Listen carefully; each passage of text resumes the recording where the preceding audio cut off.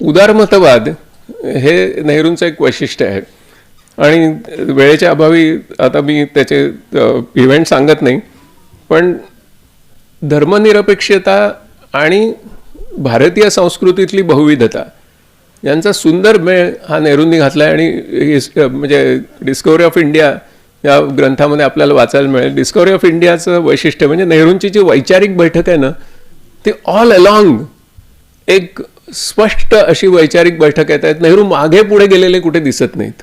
हे नेहरूंचं वैशिष्ट्य, कन्सिस्टन्सी. म्हणजे वैचारिक बैठक ही एकदा कशी पक्की होते आणि तीच मनुष्य कसा फॉलो करत राहतो ना, त्याचं उदाहरण आहे. आणि त्याचं एक साधं प्रूफ द्यायचं म्हणजे दिल्लीला त्या म्युझियममध्ये डिस्कवर ऑफ इंडियाचं हस्तलिखित ठेवलेलं आहे. ते हस्तलिखित जर आपण बघितलं तर त्याच्यामध्ये क्वचितच एखाद्या शब्दाची खाडाखोड केलेली आहे. एक टाकी जवळजवळ लिहून काढलेलं पुस्तक आहे. एवढं त्यांचं म्हणजे भारतीय संस्कृतीतली बहुविधता ही संपूर्ण त्याच्यात आलेली आहे. आणि ग्लिम्सेस ऑफ वर्ल्ड हिस्ट्री त्याचा सरांनी उल्लेख केला. मला तर असं वाटतं की ग्लिम्सेस ऑफ वर्ल्ड हिस्ट्री हे प्रत्येक कॉलेजमध्ये पहिल्या वर्षीनं कंपल्सरी रॅपिड रीडर म्हणून नेमावं अशा प्रकारचा ग्रंथ आहे. म्हणजे आजसुद्धा त्याची ओळख आपल्याला होऊ शकते. म्हणजे कुठलीही जगातली संस्कृती ही पर से आयसोलेशनमध्ये विकसित होऊच शकत नाही. आणि त्याच्यातून नेहरूंचा आंतरराष्ट्रीयवाद निर्माण होतो. आणि त्याच्यामुळे संस्कृती विलयाला का जातात ह्याचं ते दिग्दर्शन नेहरू करतात. आणि त्याच्यामध्ये म्हणजे एक काय म्हणतात अलीकडचा शब्द, एकचालकानुवर्ती.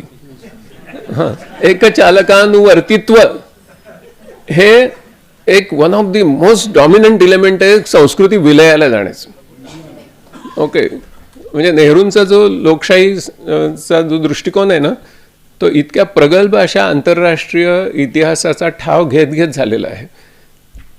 आणि ग्रीकांनी पळून नेलंय, पण एक लक्षात ठेवलं पाहिजे की युक्लिड हा म्हणजे अलेक्झांड्रियामध्ये होता. ओके, हे आपण विसरता कामा नये. युक्लिड नंतर तिकडचा झाला, पण युक्लिड अलेक्झांड्रियामध्ये होता. हां, तर त्याच्यामुळे हे सगळे जे परस्पर संबंध आहेत की कुठल्या संस्कृतीने कुठल्या संस्कृतीकडून काय घेतलं, हे इतकं असं एक जाळं विणलं गेलं आहे संस्कृतींचं जगातल्या. आणि त्याच्यातून नेहरूंचा जो वसुधैव कुटुंबकम हा जो विचार येतो ना, त्याच्या मागे केवढा म्हणजे विद्वत्तेची एक उंच हिमालयासारखी शिखरं आहेत.